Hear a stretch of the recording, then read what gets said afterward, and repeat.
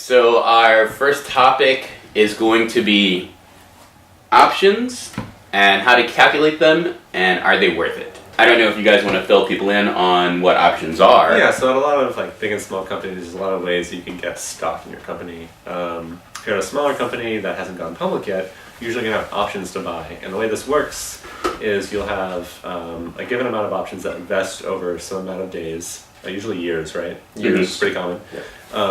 And so maybe you've been at a startup, you're employee number 10. After 2 years, you get maybe 2,000 stock options, something like that. And there might be more, but it depends on how many they give out.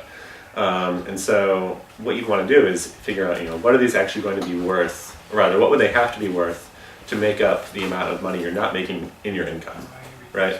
So is there anything different at a bigger company where you are public? You don't get options then, right? No, you still do get options. Okay. You can, yeah. And for a public company, for instance, my mom worked for a number of public companies, and they do get options too. Okay. And the whole point of it, the reason always is options instead of shares is because it's to award loyalty. Okay. And so you never want. And that's actually, it's a huge problem for founders sometimes when they give founders shares instead of options. Right. Because then it means, say you have a founder who works for a year and then he says, this just isn't for me, and then he runs away with, say, a third of the company. That's a big problem. So that's why they vest over a certain period of time. And it's the same for large companies too. Yeah. I think in that case, a lot of people try and buy back their shares and try and make that work out. But that's a good point. Did we describe what vesting is? All right, yes, that's a good question. Vesting is good. Yeah, so vesting is the process of staying in a company long enough in order for them to give you the amount of shares that you're going to be rewarded. So, for example, if you're going to start working at Schmacebook, for example, and they're going to give you a job saying, let's say $100,000 a year, right? And you're worth maybe 150. So they're going to give you 5,000 shares, and you have to figure out, given that, over X amount of years you're going to stay there, they're going to give you maybe 1,000 every year until you have all of that. And so that's the process of vesting, is you have some amount that they're offering to give you, but they give it to you slowly month by month. Okay. How do you redeem your options? You purchase them? Yeah, well, so for options, usually it's an option to purchase it. Right. And they're usually priced very low, at 1 cent. But there's other options called restricted something units? Stock units, right? Restricted stock units? Something like that. Yeah, RSU.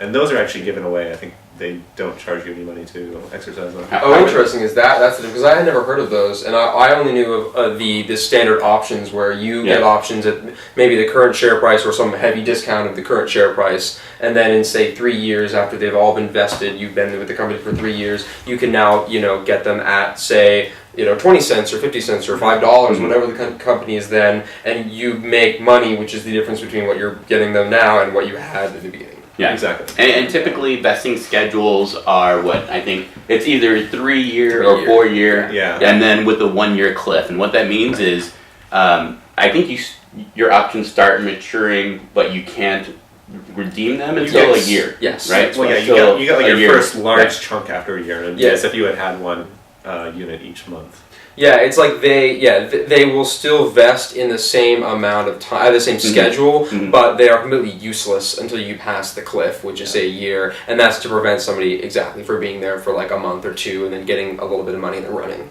Right. Because they probably didn't provide much value to the company at all. So let's talk about how we calculate options and understand if that's a right decision for people. I think. Well, we can look at it for an example and see how that would work out, but I think usually we know what the answer for that is. Luckily, what is the answer? Let's go through the numbers Never. and see how it looks like. So we took the time to actually calculate this out ahead of time. So for this example, let's say your market rate is $140,000 a year. That's pretty average for an engineer in the Valley, would you guys say? It's going up, up, up, up, up. Yeah. But let's say 2 years ago, you were a good engineer. Okay. Your market rate was $140,000, right? Okay, let's say you take a job making $70,000 a year, right? So you're making literally half what you could make, right? And so let's say that over 4 years, they're going to give you 2,800 shares, or rather 28,000 shares. Okay. Right? So who knows what percentage of the company that is, but let's just say they're going to give you 28,000 shares, right? So you stay there for 2 years. So you could have made, $280,000 in that time before tax? Well, Right. what are the shares? What are the shares worth? So let's say they're going to give you options, right? Yeah, so it's well, an option to purchase at 1 cent. Well, at 1 cent. Okay, well that's important. So yeah. And so they're 1 effectively cent. worthless because they're still not publicly traded. There's no market for them, and usually a lot of the legal documents you sign when you buy them say you will not sell these at any time. Okay, back to the calculation. Yeah, so back to how the much, calculation. how much are we making? Right. So you're making So we have $70,000 $200 a year. Okay. So over 2 years, you made $140,000 before taxes. Okay. You could have made $280,000. Okay. And so let's say after those 2 years you leave, you have 14,000 shares, which is not bad. But if you look at what you could have made $140,000 more Right. over that time period. So you have to sell each of those shares for at least $10 a piece in order to actually make up the income that you could have made. And so how does that value, what would your company need to be valued at in order for those shares to be actually Great, worth? that's a good question. So let's say maybe there's 7 million shares. Yeah. What's the market Which cap? I mean that's just a number I'm throwing out there. That might be accurate. That might not be accurate. So that would put you at 70 million. At what? At $10. $10 a share. Yeah. So if there's yeah. Yeah, but that's if there's only 7 million shares. There could be way more than that. Yeah, and so for a small company, let's say I don't know, 10 people or something, I think anywhere from 7 to 10 to 20 million shares is probably a reasonable number. Probably. I would expect around that. Yeah. For and one I would of put those someone who companies. has 14,000 shares at less than 0.1% of the company. Something like that. Yeah.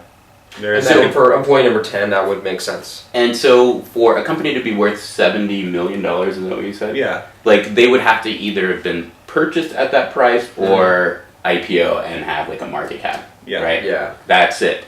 And how many startups actually hit those marks? Very, very, very Yeah, well, it few. depends on what you look at. Right. If you look at the YC list for alumni and which of those companies actually went on to get bought or sold, it's not very good, and that's some of the best companies. So. Right. Yeah. So basically, what you want to consider is how much of the company you are getting, is that worth it to you in the long run? How much does your stock matter? I guess. Would that be I mean, what's your expected value of the stock? Well, and the business itself. Certainly. Do you believe this is going to be, in this case, a $70 million business? Right. That's a tough call. So. We haven't even talked about dilution and other things that actually happen at companies. That's the best. So what you just described is, of course, the best case. Right. Yeah. You can follow the best case with examples of Zynga or examples of this all. is you've done all of your rounds of funding. Right. You're cash flow positive, and that they're not going to give out any more stock units Ever. dilute Right. you. Yeah. So that's the absolute best case, and we'll be totally honest, that will probably very rarely happen. Yeah. Very, and so, very rarely. Yeah. So we'll talk more about I guess this topic and dilution and kind of what to consider when working at a startup. Again.